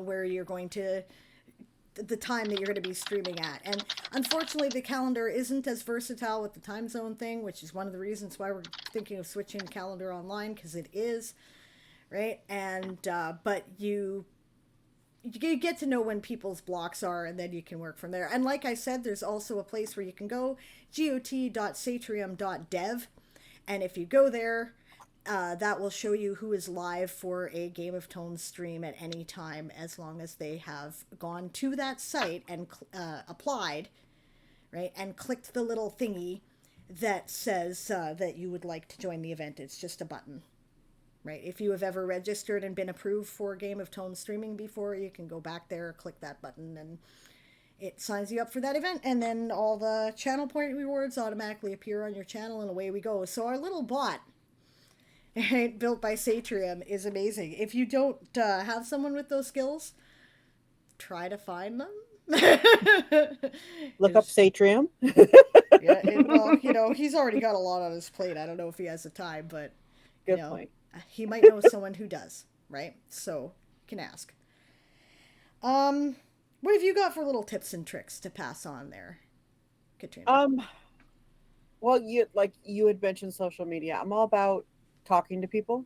Mm-hmm. Part of how I ended up with more people than I expected was because I went into these chats, and like I was saying earlier, you get into engaged conversations with people, answer questions, go back and forth, and things evolve from there. When you go onto Twitter or Facebook or even YouTube, talk to people. Don't just lurk, but engage. And when the opportunity does arise to discuss the challenge, don't hesitate to do so. That might only be a, hey, did you know this thing exists? And then move on.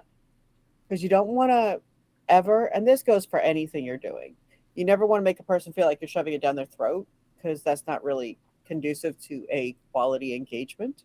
But I'd say don't undersell yourself either, right? Exactly. If you're enthusiastic about something, your Hmm. enthusiasm will show. Exactly. People can tell I love this crazy thing that we started. I think Yeah. it's the greatest thing ever. Hmm. And so it's not difficult at all for me to talk about it. I don't have ego Exactly. about it because I didn't build it entirely. You know, I'm one of many people who built it. So look what we did. Here it is. It's beautiful. Exactly. And the more you share it, the more people learn about it. And the more people learn about it, the more they will find you, and the community will continue to grow. Um, at that point, you can start talking branding and development of other things. But um, certainly when you're getting started, and certainly when you are looking toward the future, you don't want to shy away from speaking about it. You don't want to overdo it, Mm-hmm. but definitely don't be quiet by any stretch of the imagination. And if you love what you're doing, it will, just like Sable said, show through. It is completely worth it to say, completely worth it to discuss. As I am going to do, as I am going to start doing the changes from the Reading Network to Inexhaustible Media, I will take that time to go out onto Twitter and elsewhere and say, hey, so this is what we were doing and this is how we're improving. And not necessarily to say that I'm doing something better, but so that I'm discussing what we're doing and the bottom line, 31 days. And somewhere in the course of that discussion, at some point, somebody is going to come to me and be like, so what is this thing? Or they'll Yeah. get to the website and they'll ask me about the website and what we've got set up going on there. And these are things that just happen because you're not afraid to talk about it, because you're not hiding the great and wonderful thing you're doing. And it is wonderful. You're creating a challenge, you're setting a bar, and you're reaching for it, and you're helping others to come along with you. So if you're creating a challenge and you're trying to make that grow, people got to know it's there. Yeah, absolutely. Okay. So is there what in particular would we may have covered this already, but what in particular would each of you like people to know about your particular challenge? Like what is something that you think is really important to know, or that is like, you know, the selling point or whatever? Like what is it that if you had to do the elevator pitch, and you know somebody might like take off with this and make it this amazing big thing and get you all the promo and all the attention and all the cool people would join you, what would you say? I know, big one, but hey, why not? We have time to get in deep now because we still have an hour that we're scheduled to do this. I don't know if we're gonna run the whole hour, honestly. Kess, go ahead. Wow. I mean, I think our community is a big selling point, and the support that we offer for streamers. And gosh, that's a really hard question. It is a big one, isn't it? um, It's it okay if you is. need time to think I think about it it's as you go. great for writers around, no matter where they are, what their schedule is like, what their time zone is.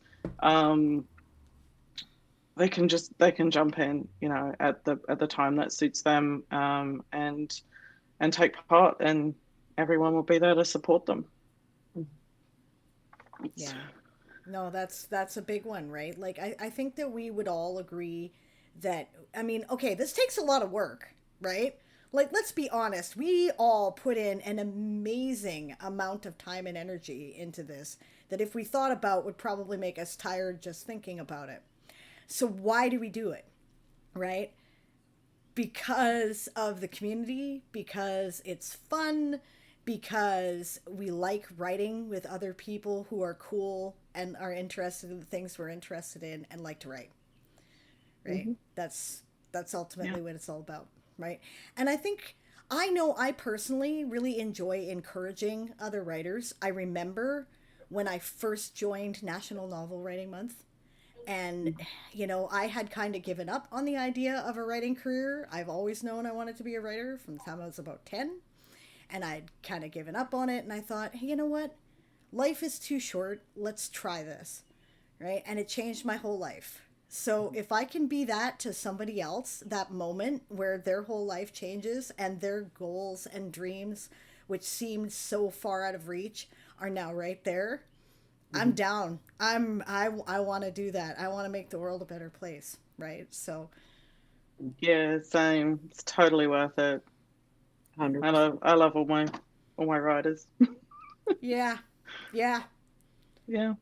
I have encountered so many people that have said things about, oh, I couldn't actually do this. And my question is usually, why can't you? And often there's a plethora of excuses and reasons, and their excuses that are then we just sit back and talk, because often they're excuses that they don't realize no longer stand. We're in an ever changing industry at this junction, and Mm, there's a lot of things people just don't know. And I Yeah. honestly, I had somebody educate me. I'm 100% indie, in case anybody here is not aware of that. mm-hmm. And being 100% indie, I have paid my bills.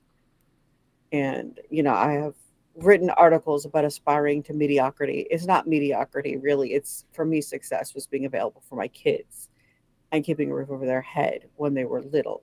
Mm-hmm. It wasn't about making lots and lots and lots of money that you can make with writing if you really put your effort into it. As an indie, it can happen if you're willing to put that kind of effort. I wasn't willing to. I was willing to put that effort into my kids. So Mm-hmm. for me, I'm a little bit of an oddity. Uh, but I found success. And I found it because somebody educated me on the differences and the changes, and what's available and what isn't available, what used to be the thing and used to be the norm. And you know just having that knowledge made such a difference for me that this is why I put together the guidebook. And just having industry terms, just understanding what people are talking about in the community Mm. can be huge, because that knowledge makes a difference. And you don't have to be a published author to be a successful writer, because your success is based on what you're trying to do and That's what right. you want. Yeah. And so if you participate in 31 days, or you participate in OHAL, or you participate in Game of Tomes, and you produce a boat ton of words or a boat ton of stories, what you do with them is up to you. You could have written all fan fiction, and you're not going to make any money off of 90% of fan fiction, um, because But that's maybe just you not love it. commercially viable. But you had fun, and you are aware of that Yeah. going into it. There was no you know cloth thrown over your eyes and told you go ahead and do it anyway. You're not being shocked when reality hits you. You're instead getting an informed background. That was it's important to me that people do that. They come to my stream, I try my best to let them know that no, you want to do this, you can do this, whether it's a challenge, whether it's becoming an author for a career, or it's being a prolific writer that writes every single day. You can do this. It don't matter what you're wanting to do. You can do this. And that's one of the things that I love, because with this challenge, it's an opportunity to do that every single day with anybody who participates. I can tell them, no, really, you got this, because it's the truth. That's right. That's right. Yeah. Yeah, I agree. I agree. So many good things you guys have said. Yeah. Yeah. And just one more thing, Oh I yeah, yeah. No, think, no. Take your time. because We got time. that's okay. We got time. Um, because yeah, I started running like a writing group gosh, nearly 20 years ago now. Getting there. And and I've been part of Nano for over 15 years, and it's the new people who come in and their stories that really are amazing, I think. And some of the people that I've had come in have said to me, "Oh, I didn't think I can. I never thought I could write. I can't do this." But they're there anyway, and they walk in the door. And I've had some who've said, "Oh, someone gave me feedback on my writing, so I stopped writing for 10 years because they got critiques so bad."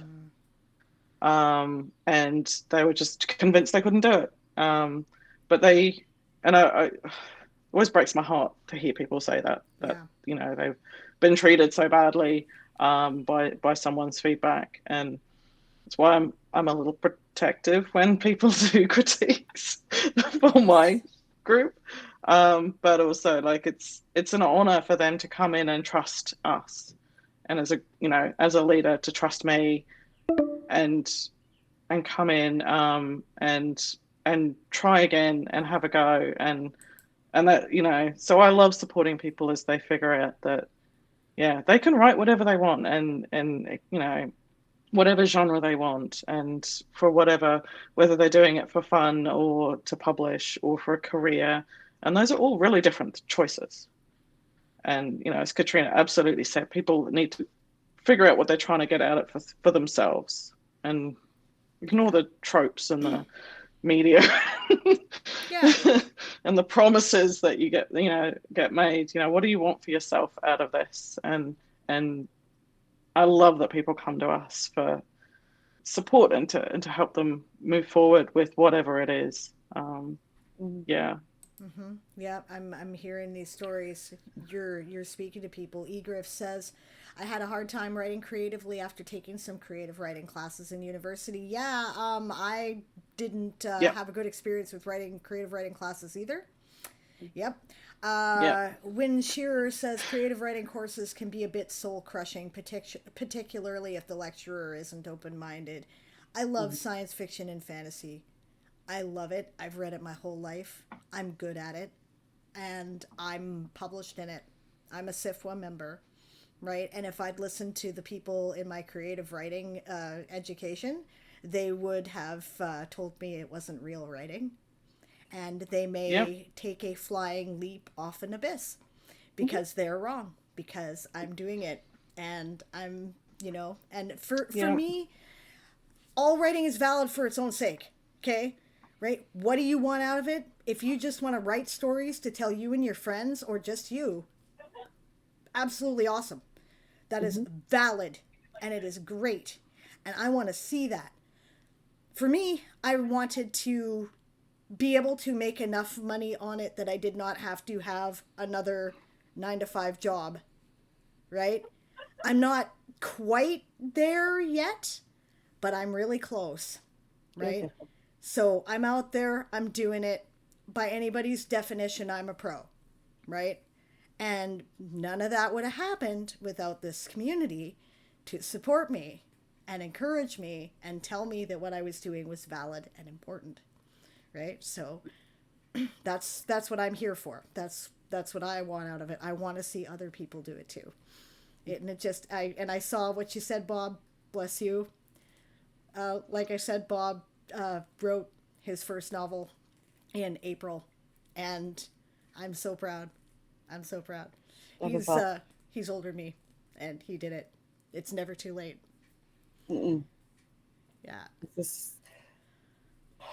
I think it was Dean Wesley Smith said that we have the greatest job of all, to sit here and create and write all day long, play in the imagination for whatever we choose to be in, whatever world we choose to be in. Yeah. And I agree with him wholeheartedly. And that doesn't matter what you're going to do with the stories when they're done. They're yours, and you had fun. That's right. Okay, we're running close to the end of this call. So, time for a third link. I think what we're going to do is we're going to take one more break, and when we come back, we're going to open the floor to questions at this point. You can ask us about our challenges. You can ask us about our personal writing experience, about our, interaction with other challenges, whatever you want, right? The floor is totally open. When we run out of questions, we're going to call this panel done. So we're going to take about a 10-minute or so break, and we'll be back. And I can't wait to hear what you guys want to ask. So we'll see you in a few. All right, my mic is unmuted. The main mic is unmuted. We're back. It doesn't look like we had a lot of questions holding in chat. Bob said, I'm one successful panel and 3 bourbons into the evening, so I will refrain from asking you to explain Game of Tomes in 25 words or less. Chaos. Boom. Drop the mic. There. No. Yeah. Yeah, I think I kind of covered that, but not in 25 words or less, so. No. Yeah. Because Game of Tomes is a game for writers on Twitch that counts your word counts cumulatively with the team. It is also a form of interactive fiction. How'd I do? That's pretty close, right? Okay. I think that sounds pretty awesome to me.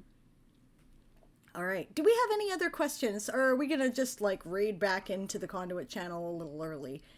I gotta tell you, I've been talking for almost 9 hours, and Katrina has been up since the wee hours of the morning. So if we can get a little extra break, I'm gonna take it. So you guys have an opportunity here right now to pin us down and ask us the things you may have always wanted to ask. I've run out of things to ask our wonderful panelists myself. So if we're gonna have an opportunity, we're gonna take it. So make use of this, guys. That's what I'm saying. Maybe we covered it well enough. I don't know. I have a question for everybody, if that's okay. Yeah, go for it. Including Bob and his 25 words or less challenge. Why do you write? That's a good question.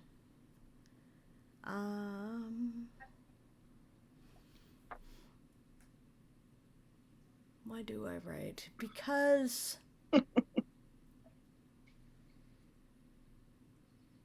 okay, I love visiting other places and other worlds and getting inside other people's heads, right? Because it's fun. When I was a valid reason, Bob, right? When I was a little kid, I ran out of all the books in the house, and then I started telling my own stories because I just love storytelling, and I love being somewhere else and imagining what if things were different, you know? What if we could make these things happen? What if we could heal the world with love, right? What if we could, fight the dragon and win? That's so I like to imagine that because it gives me courage to face the real dragons, as Neil Gaiman so wisely said, right? Yeah, that's why I write. Why do you write, Cass? A lot of the same reasons, I think. I've always loved telling stories and playing the what if game. What if this was true? What if this happened? I really love throwing ordinary people into extraordinary situations just to see what happens. Fictional people, not real ones. I'm not writing Squid Game. Yeah.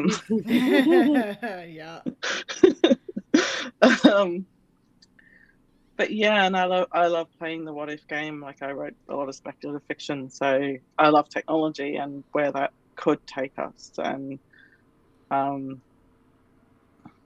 being silly and not being afraid to be silly. I think there's so much freedom in that. Yeah, and I found a really awesome community. So Never heard. there's a lot to love about the people who write as well. Windshear, you're an author after my heart. Yes. I have characters I like to torture in interesting and unique and interesting ways. Yeah, and then that's where the story is, right?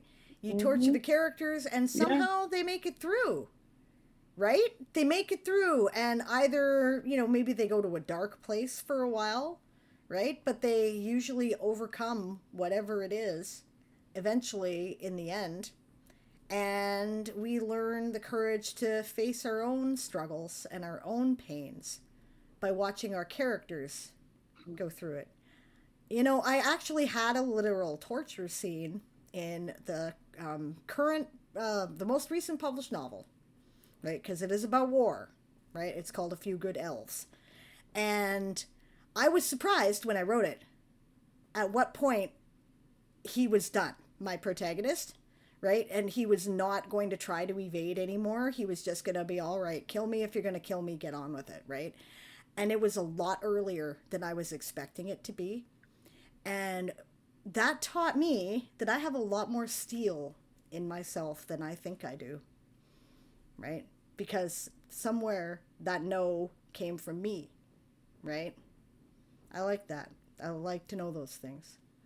So many good things here. And hello, welcome to the chat, Polyverse. First time chatter, it says.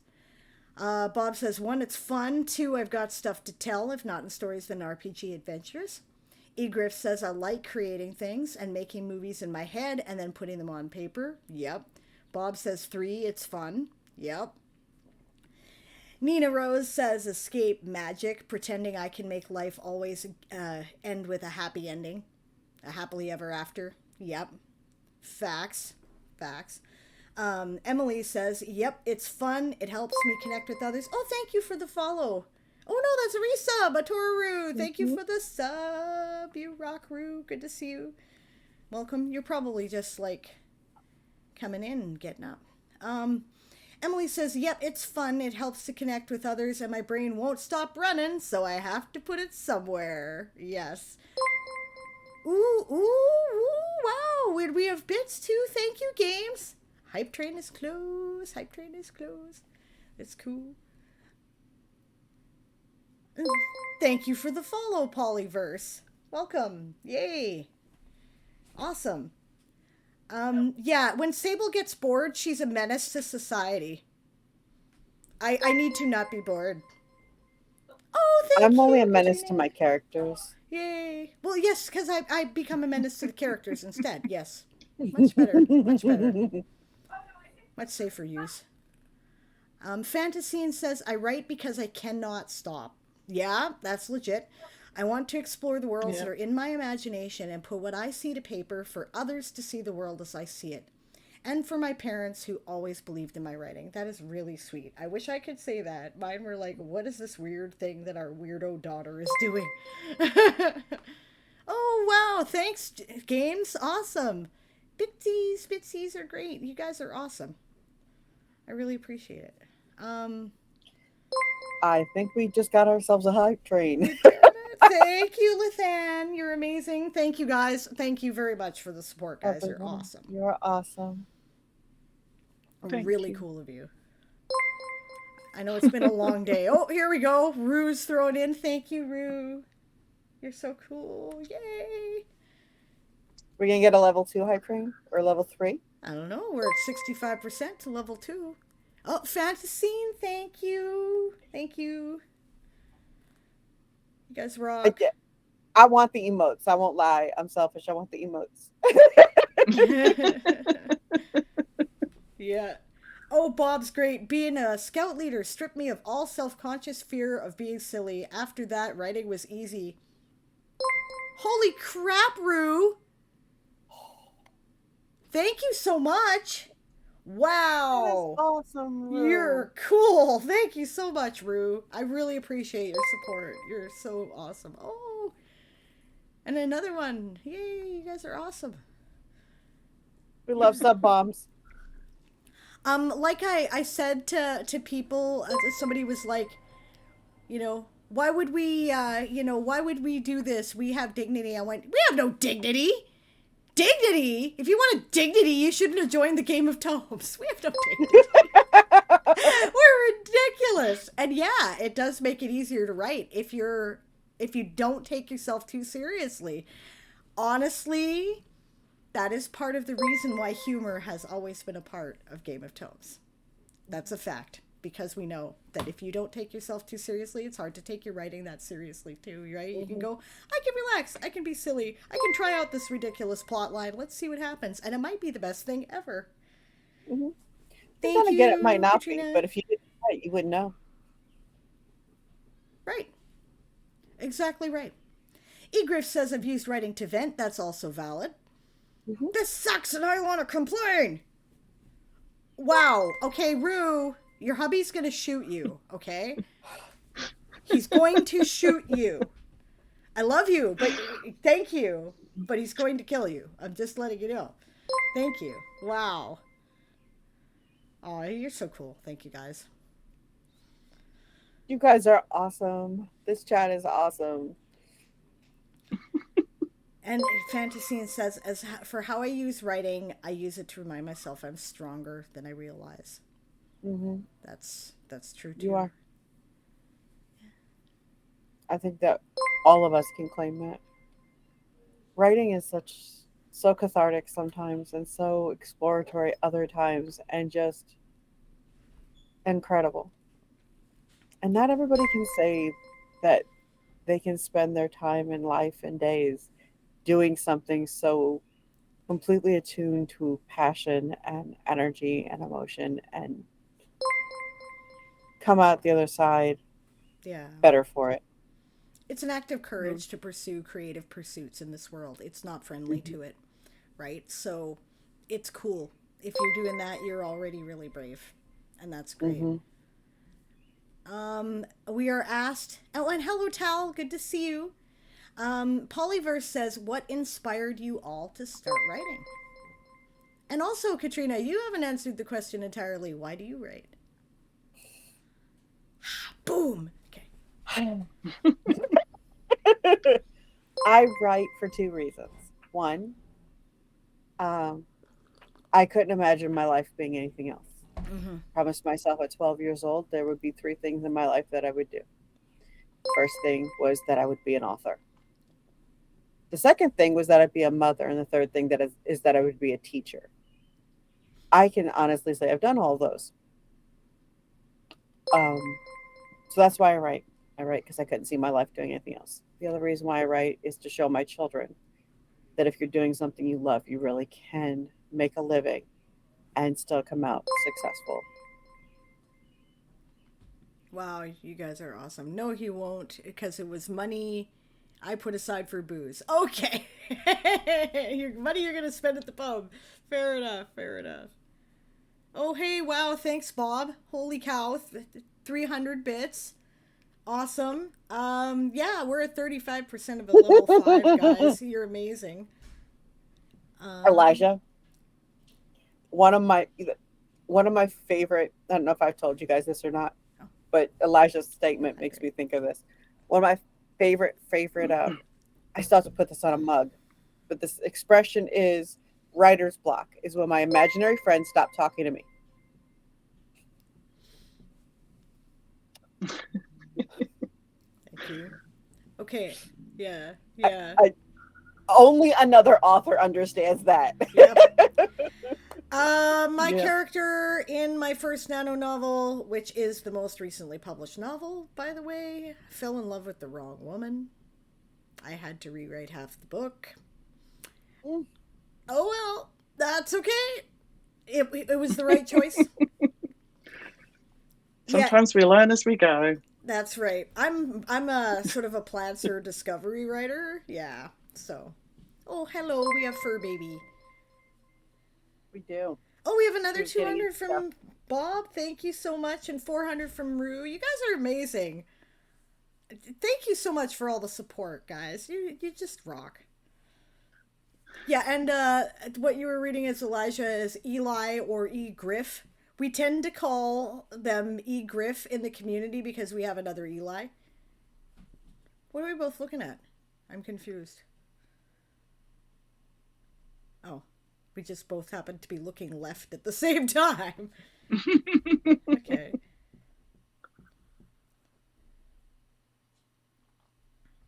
Yeah, Gwen says you guys are muted, or I don't know if that's deliberate.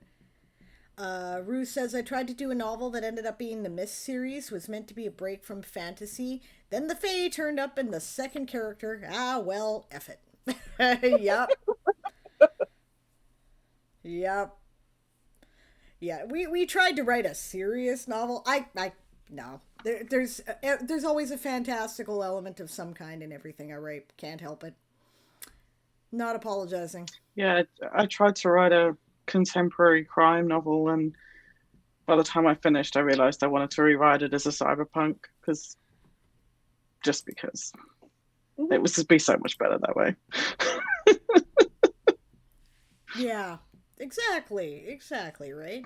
Thank you guys so much for all the support. That is awesome, and that emote that we just got is cute. I was just gonna say thank you for the emotes. Why do I never get the bunnies? I just saw it had a bunny in there. Damn it, they never give me the bunnies. Oh well, that's okay. No, and that's really look at it. Too small.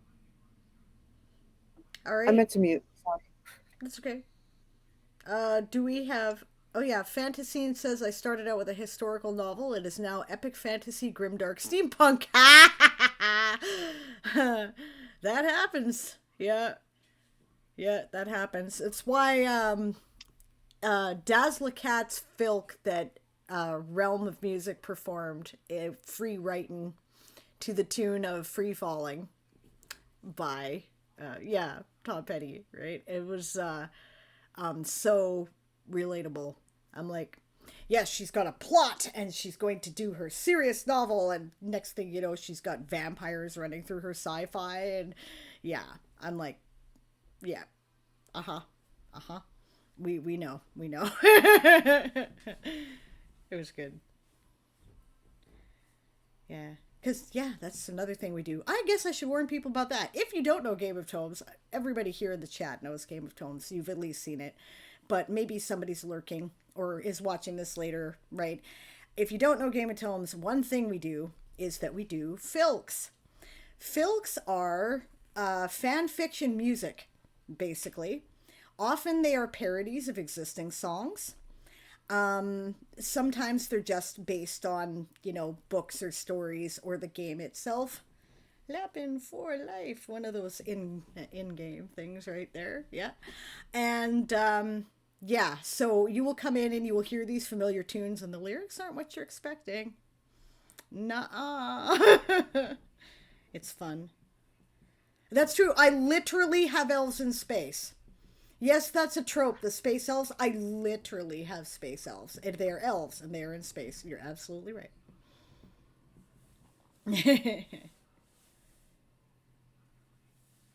Okay. Are there any further questions, guys? Anything else you'd like to say before we call this and I go clean up the kitchen so I can have some dinner? I'm cool either way. I'm here. I'm scheduled to be here. You have my attention. Yeah, Weird Al is the original Filker. You want the epitome of Filk? The story begins. That is the epitome of Filk, because first of all, it's a parody of American Pie, and secondly, it's about a fandom, in particular the Star Wars fandom. So yeah, that's Filk. No, go get sleep. Way too early for me to sleep. It's only 7:30 at night. But food might be good. I don't know. Yeah. Chef's kiss, says Emily. Yes. In terms of the story begins. Yep. Yoda is my fave. Yo yo yo yo Yoda. Yeah. I might know the song. Thor and Dr. Jones from Big Bang Theory. Yep. Yeah. Who writes this stuff? You guys do. And then you send it to us in audio files, and we, or you send us the lyrics and we sing it. It's fun. Fill face, then sleep. Self-care. That is legit. Okay, guys, I think I am going to take that as my hint that it is time to end the panel. Thank you all so much for joining us today. Before we go, where can people find you guys on the internet, and where, once again, share the links for your challenges so that people know where to get involved? Yeah, and kind of who you are, what you do, what you write. We'll start with Kess again. Ohad.net has everything about the challenge, so just go there to find out that stuff. You'll find me on Discord as Kess. So yeah, hope to chat with you soon. Awesome. And Katrina? You can find 31 Days at inexhaustiblemedia dot or excuse me, inexhaustible.media/31 stories. And all around Discord and on Twitch, you find me as the Lady Writes. And Twitter, I'm pretty much anywhere. I'm the Lady Writes. So if you want to connect, feel free to find me. I'm happy to chat. Awesome. I'm trying to type your link and I'm messing it up, but I'm working on it. Wow. Yeah, don't forget, World Anvil Summer Camp is also coming up. If you are a world builder or you want to get into world building, it's a great way to jump in. World Anvil does that as part of their, like, it's just an event they do every year. It's free, it's fun, you get prizes. Lots of people who participate in summer camp do the Game of Tomes. You will hear about it extensively on my channel, and you'll probably see the software a lot because I write exclusively in World Anvil manuscripts now for my manuscript software. Yeah. My name is Diane Morrison. I'm known in the community as Sable Radia. I am the mother of bunnies. You can find me at www.gameoftomes.org, where you can find all the other information you might want to join in our game, including the rules, how we count the points, the kind of stuff we do with the videos based on the storyline that we're creating, and back lore that you might be missing. If you want to get involved in the Game of Tomes, you would like to know how to play, we have a channel, which is it's Game of Tomes, game underscore of underscore tomes, right? It's it's right there, and that's where we do, if it like actually responds to me. And it didn't work. Oh, because I forgot that I was on my channel and I have to type out shout out. It's a communally maintained channel by the people who are the organizers of the event. And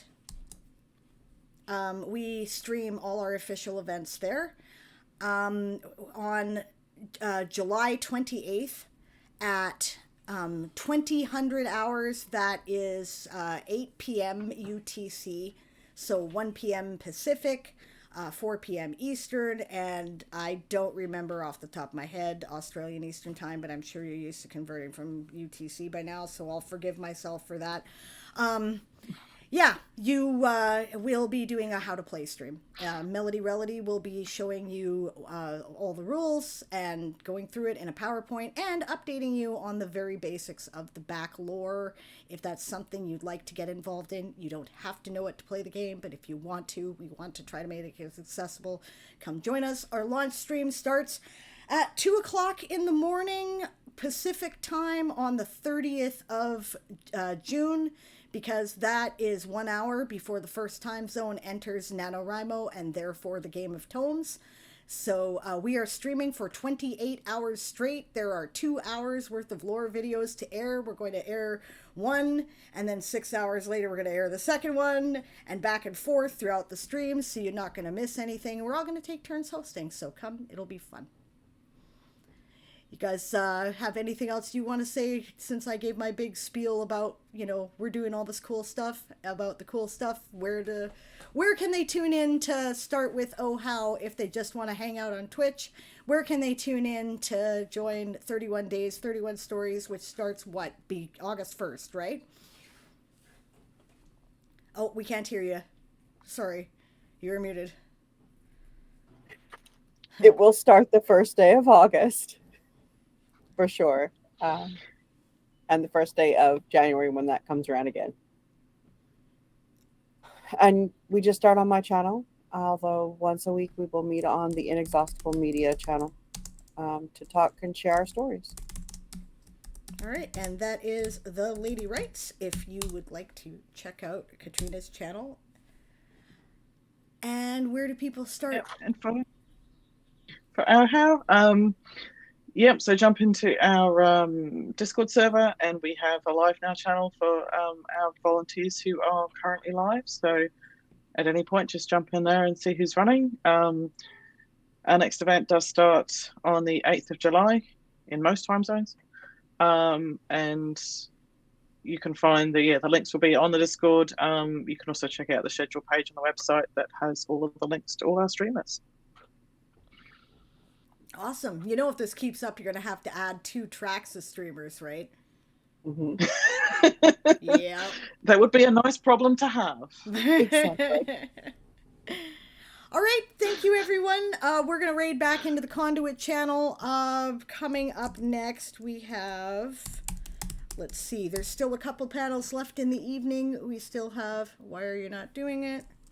Isn't it coming up?